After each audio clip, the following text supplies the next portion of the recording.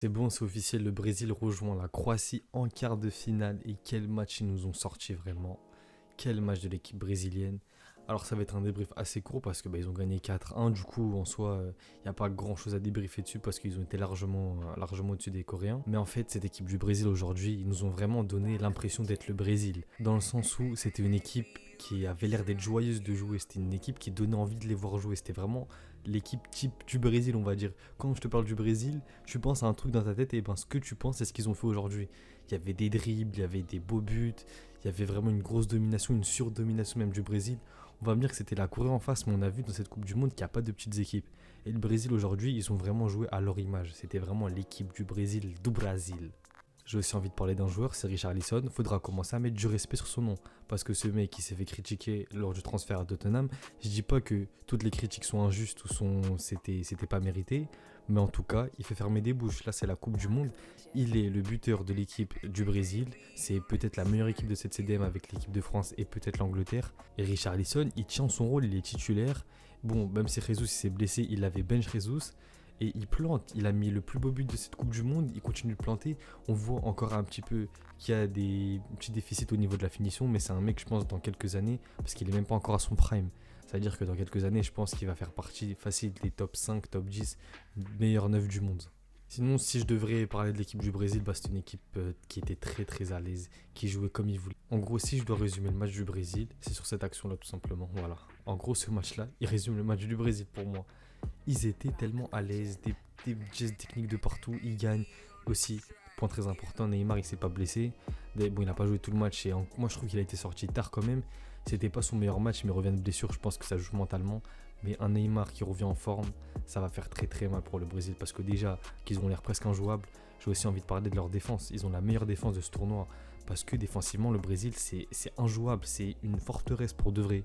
Ça veut dire que je pense que ce point-là, c'est ce qui fait la différence par exemple, entre le Brésil et la France. Parce que je pense que les deux attaques, elles se valent. Peut-être que même la France, en termes d'efficacité, on est un petit peu au-dessus du Brésil.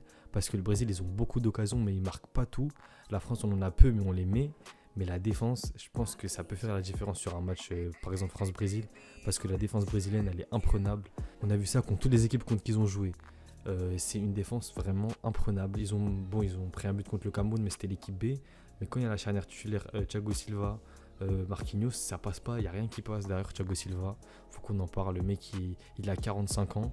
Il a été têche du PSG pour son âge, mais il montre aujourd'hui, il fait partie des meilleurs défenseurs du monde, tout simplement. Et peut-être même qu'il est en train de faire regretter au PSG d'avoir pris Ramos à sa place, parce que la Coupe du Monde qui te sort Thiago Silva, et même les saisons qu'il fait à Chelsea, il prend la Ligue des Champions avec Chelsea. Et croyez-moi qu'il n'y est pas pour rien, parce que là, on voit que durant cette Coupe du Monde là, c'est une défense imprenable. Comme j'ai dit, cette défense du Brésil, elle est incroyable. Sinon, en vrai, j'ai pas plus de choses à dire que ça. En deuxième mi-temps, la Corée ils sont revenus, mais on a vu que le Brésil, ils avaient un petit peu baissé des rythmes. Et les Coréens, ils ont mis un très très beau but d'ailleurs. Et aussi, j'ai envie de parler du gardien coréen qui a fait un super match. Bon, il en a pris 4, mais ça aurait pu être bien pire. Je trouve que le gardien coréen, il a fait des gros arrêts quand même, parce qu'il y avait des face-à-face où il a été vraiment très bon.